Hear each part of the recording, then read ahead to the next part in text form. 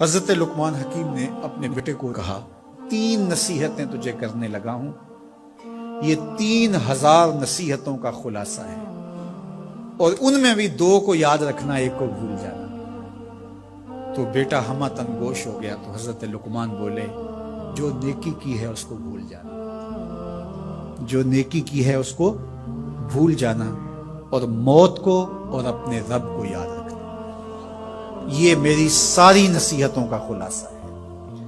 جو نیکی کی ہے وہ بھول جانا، چاہے وہ کسی شخص کے ساتھ کی ہے، چاہے وہ نیکی عبادت کی صورت میں ہے، چاہے وہ ریاضت کی شکل میں ہے، خدمت انسانی ہے، کسی رشتہ دار کے ساتھ نیکی کی ہے، تو کہا بھول جانا جس طرح کی ہوئی نہیں ہے۔ حضرت معاذ بن جبل رضی اللہ تعالیٰ عنہ حضور کے روضہ انور کے سامنے بیٹھ کے رو رہے تھے۔ حضرت عمر گزرے تو پوچھا اے معاذ کیوں رو رہے ہو؟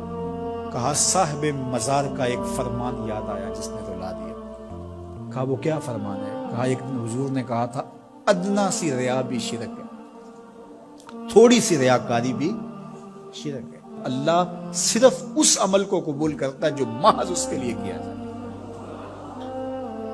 تو نیکی خالص اللہ کے لیے کریں گے تو قابل قبول ہے۔ اللہ تعالیٰ غیرت والا ہے، وہ کسی اور کو اپنے ساتھ شریک ہونا پسند نہیں کرتا۔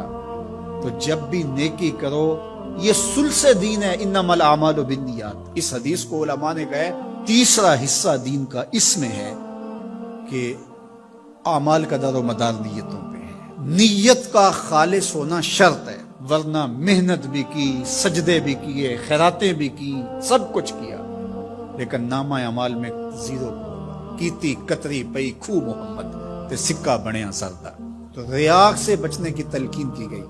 حضرت لقمان حکیم نے کہا جو نیکی کی ہے اس کو بھلا دینا، اللہ کو اور اپنی آخرت کو کبھی فراموش نہ کرنا۔ جب آخرت مستحضر رہتی ہے، ہر وقت بندہ خیال میں رہتا ہے کہ میں اللہ کے حضور پیش ہونا ہے، ایک میدان لگنا ہے، وہاں ترازو بڑھے گا، اعمال تولے جائیں گے، تو خود بخود اپنا محاسبہ کرتا رہتا ہے۔ یہاں وہ کچہری خرید سکتا ہے، عدالتیں خریدی جا سکتی ہیں، تھانے یہاں بک جاتے ہیں، یہاں منصف بک جاتے ہیں، لیکن وہاں اللہ کی پولیس نہیں بکے گی، وہاں کے تفتیشی نہیں بکیں گے، وہاں کے تھانے، وہاں کی کچہریاں نہیں بکیں گی، وہاں ترازو پورا وزن تولے گا۔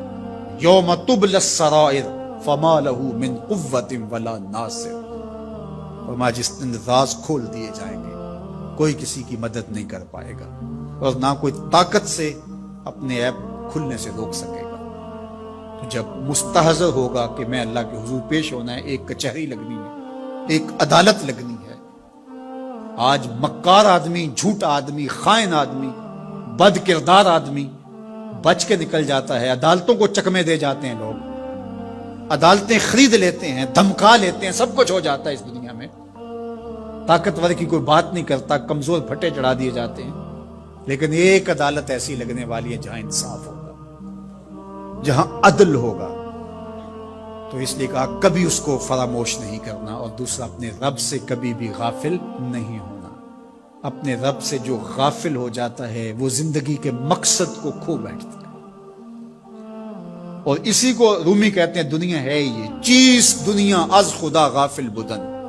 دنیا کیا ہے؟ کہا سونے چاندی ہیرے جواہرات کا نام دنیا نہیں ہے، خدا سے غافل ہو جانے کا نام دنیا ہے۔ تو اس لیے اللہ کے ذکر سے، اس کی یاد سے، اس سے کبھی بھی غافل نہیں ہونا چاہیے، اور اگر کوئی اس سے غافل ہو گیا تو سن لو وَلَا تَكُونُوا كَالَّذِينَ نَسُوا اللَّهَ فَأَنسَاهُمْ أَنفُسَهُمْ أُولَٰئِكَ هُمُ الْفَاسِقُونَ۔ کہا ان لوگوں کی طرح نہ ہو جانا جو خدا سے غافل ہو گئے۔ تو جب وہ خدا سے غافل ہو گئے، اللہ نے انہیں ان کی ذاتوں سے بے خبر کر دیا۔ کسی نے کہا اقبال سے کہ تو نے خود ہی کا سبق کہاں سے لیا تھا؟ کہا قرآن کی اس آیت سے لیا تھا۔ اور یہ بات ذہن میں بٹھا لیں، اپنے لیے بھی اور اپنی اولادوں کی تباہ میں راسک کریں جیسے بھی ہو سکے، کہ ایک چیز کو بھول جانا ہے، جو نیکی ہو گئی بھول گئے، اور اللہ کو بھی یاد رکھنا ہے اور آخرت کو بھی یاد رکھنا ہے. یہ چیز یاد رہ گئی تو سمجھ جاؤ خیر ہے, اور اگر یہ دو چیزیں بھول گئی اور جو بھولنے کی چیز ہے وہ یاد رہی تو سمجھو ہم نے اپنا سب کچھ لٹا دیا. اس ویڈیو کو شیئر ضرور کریں, ہو سکتا ہے آپ کے ایک شیئر سے یہ بات کسی کے دل میں اتر جائے.